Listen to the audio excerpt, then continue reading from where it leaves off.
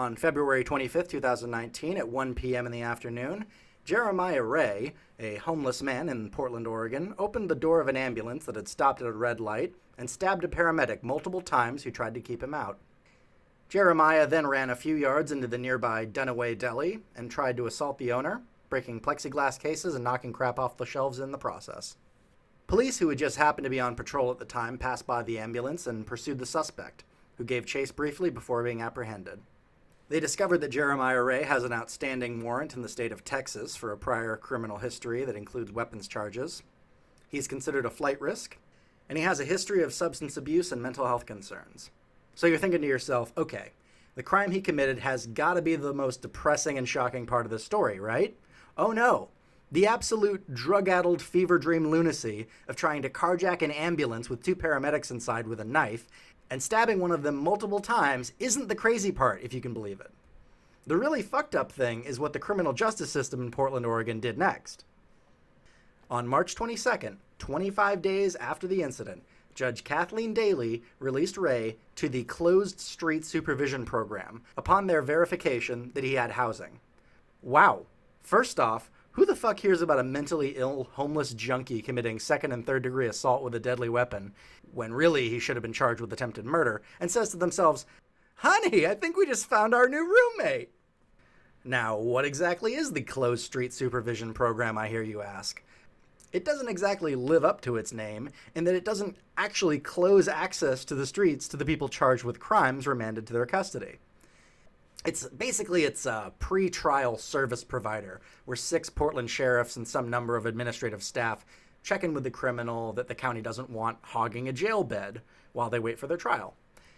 This isn't inherently a horrible idea. For first offense nonviolent suspects, sure, set up meetings to interview them for their mental state and maybe throw a GPS ankle bracelet on them and pat them on the ass and say, "Get out there, tiger." That's probably substantially cheaper than jail.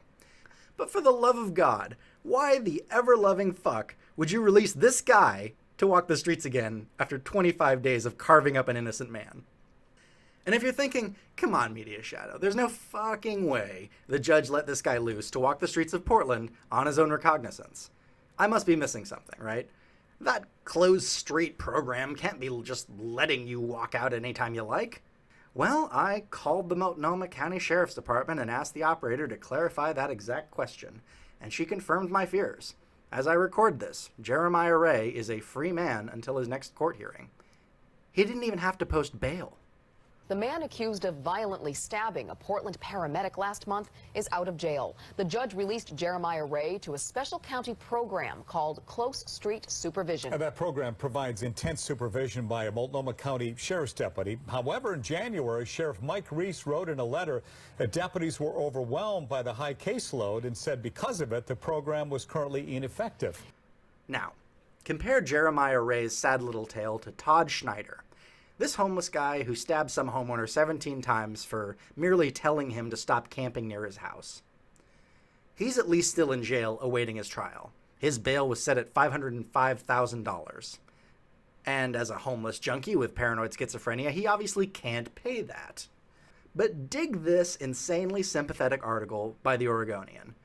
Lawyer worries homeless camper accused of stabbing resident 17 times is irrational. No fucking kidding. His lawyer, Kathleen Dunn, worried that Todd might say something to damage his case during the arraignment hearing and tried unsuccessfully to convince the judge to bar the media from the hearing. Schneider pleaded not guilty to attempted murder, first-degree assault, and unlawful use of a weapon. See that? You can charge people with attempted murder. Schneider said he wanted to act as his own defense attorney, saying that, quote, "The government's controlling my mind via remote monitoring technology. They're controlling my sleep patterns and my mood illegally without my consent for the entirety of my life." Over Schneider's objection, the judge assigned him a defense attorney anyway. Portland. I get that homelessness is a tough nut to crack. To be fair, we don't really have a solution, even if we had the desire to spend enough money to completely tank the economy in the process of trying to solve it. But is it really too much to ask judges to charge attempted murderers accordingly and lock up violent monsters when you have all the evidence in the world until their trials? Is what Portland really needs right now one more stoned lunatic with nothing to lose on the streets. Who knows what evil lurks in the hearts of men? The shadow knows. Hi guys, Media Shadow here.